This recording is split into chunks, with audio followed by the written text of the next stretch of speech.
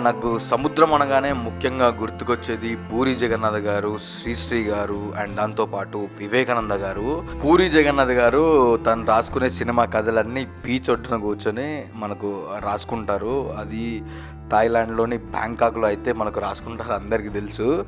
And Sri Sri గారి కవిత ఒకటి గుర్తొస్తుంది నాకు సముద్రాన్ని చూడగానే.